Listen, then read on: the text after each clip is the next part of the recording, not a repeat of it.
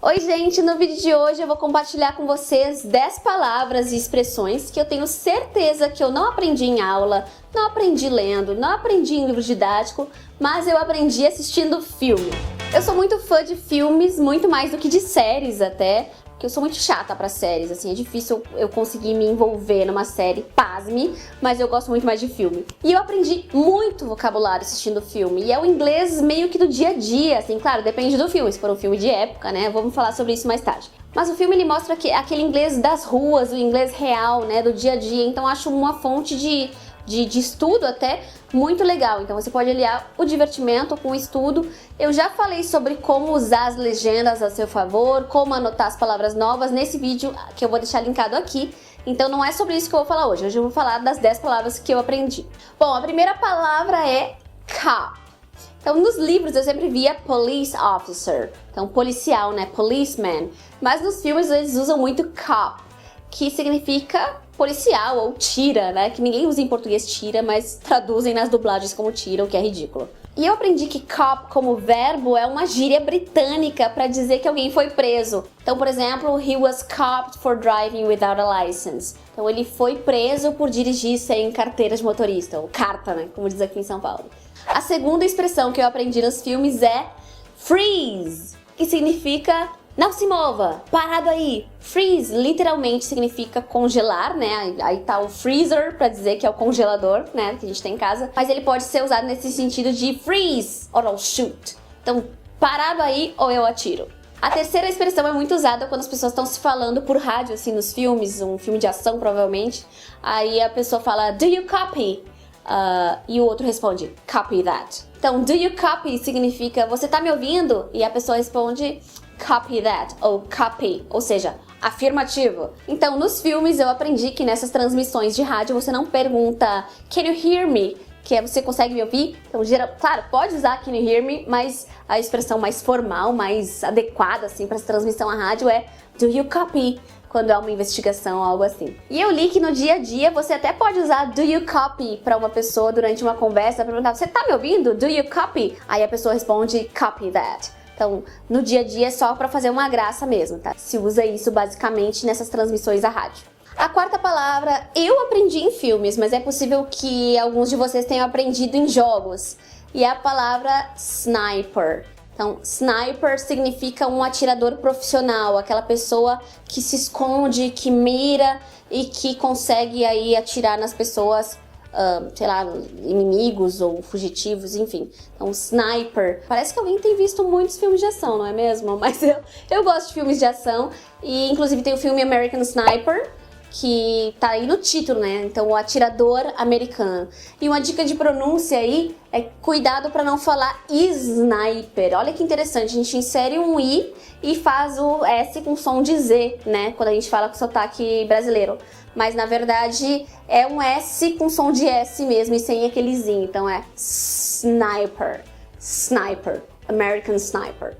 A quinta expressão eu posso ter aprendido em qualquer filme, eu não lembro onde eu aprendi, mas eu sei que aprendi nos filmes porque é um jeito informal de dizer que você entendeu alguma coisa. Então, quando você diz got it, então, entendi, got it. Então, nos livros a gente geralmente vê diálogos do tipo did you understand? Aí a pessoa responde yes, I did. Mas nos filmes eu vejo que muito mais comum do que did you understand é perguntar did you get it? Então, você entendeu? Então, significa a mesma coisa, mas é mais informal. E aí a pessoa responde, got it. Então, entendi, got it. Aí no passado, né? Inclusive, eu aprendi nos filmes que você não precisa necessariamente fazer a frase interrogativa did you get it? Para perguntar se alguém entendeu alguma coisa. É muito comum perguntar só got it. Então, usar a frase afirmativa com uma entonação de pergunta me parece um uso bem mais informal, assim, para perguntar se a pessoa entendeu. Got it? E a pessoa got it. Então, get tem 1 milhão de significados e um deles é entender. Então, você pode usar na pergunta, assim como eu mostrei. Ou por exemplo, I didn't get the joke. Então, eu não entendi a piada. I don't think she got the joke. Eu acho que ela não conseguiu entender a piada. A sexta palavra, barra, expressão que eu aprendi em filmes é deal. Então, quando se pergunta nos filmes, do we have a deal? Então, a gente tem um acordo aqui, estamos de acordo. Aí a pessoa vai lá, aperta a mão e deal. Negócio fechado. Então isso é algo que eu aprendi em filmes. Mas deal também pode significar lidar, tá? Em outros contextos. Então, por exemplo, I can't deal with that. Então eu não consigo lidar com isso. Mas daí são contextos diferentes. E pra sair um pouco aí dos filmes de ação, porque tivemos uma pequena overdose de expressões de filmes de ação, eu escolhi as 3 últimas palavras de filmes muito antigos, filmes de época que eu assisti. Então a 7ª palavra é stagecoach, que significa diligência, um veículo lá da época do Old West, do Velho Oeste. Então eu aprendi no filme chamado Stagecoach. O filme tem esse nome mesmo e em português foi traduzido como No Tempo das Diligências. É um filme que eu assisti na faculdade, na disciplina de literatura americana, porque ele conta um pouco da colonização do oeste americano, a luta com os índios apaches, a chegada da primeira estrada de ferro, e assim, o desenvolvimento dessa parte dos Estados Unidos. Esse filme é um western, ou seja, é um filme de faroeste. Ele foi filmado em 1939, filmado ou lançado, não sei, mas ele é bem antigo, assim.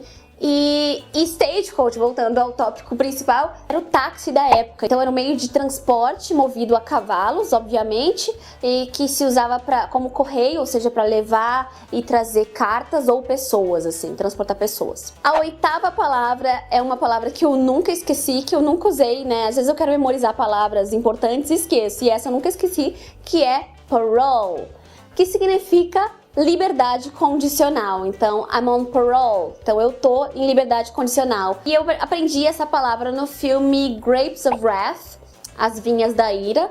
Eu li o livro para a disciplina de literatura americana também, é um livro do John Steinbeck. E esse livro é um clássico da literatura americana, então assim como nós na escola lemos Machado de Assis, o pessoal lá nos Estados Unidos lê John Steinbeck. E a história é bem triste, assim, sobre a seca, sobre uma família muito pobre. Até lembra um pouco, tá? Um pouco Vidas Secas do Graciliano Ramos. Claro que não tem nada a ver, né? O contexto histórico, nada a ver. Mas me lembra aquela seca, aquela dificuldade, aquela pobreza. É um livro bem legal, assim, eu recomendo. Então, I'm on parole significa estou em liberdade condicional, voltando ao tópico, mas parole tem outros significados também, mas eu lembro bem com esse significado de liberdade condicional. Bom, mas então vamos logo para a 9ª palavra, senão eu fico até amanhã falando dos livros e não ensino inglês, né? Mas a 9ª palavra que eu escolhi foi grave, que eu aprendi no filme Entrevista com o Vampiro, e essa palavra significa tumba ou túmulo, grave. E é um filme que eu assisti pela primeira vez há séculos, eu acho que, sei lá, na tela quente, assim. E eu lembro que eu até tinha ficado com medo, acho que eu era meio criança, esse filme me deu medo. Aí, quando adolescente, eu procurei o livro, né, pra ler. E eu li em inglês. E olha, eu adorei, eu aprendi várias palavras. Então, se você gosta de histórias vampirescas, assim, que vão além de Crepúsculo, dá uma olhada no Entrevista com o Vampiro, tenta ler em inglês, que não é tão difícil assim. E é muito, muito legal, assim, é um livro que te envolve. E a 10ª palavra que eu aprendi nos filmes é a palavra mist, que significa bruma ou névoa. Eu aprendi no filme chamado As Brumas de Avalon, ou Mists of Avalon. Então é uma palavra que eu não uso muito, mas eu sei que mist significa névoa ou bruma. Então essas foram as 10 palavras que eu lembrei, que eu aprendi nos filmes. Espero que tenham aprendido palavras novas, que tenham gostado.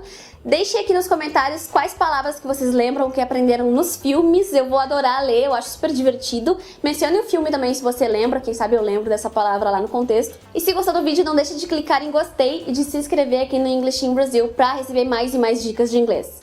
See you next video, bye!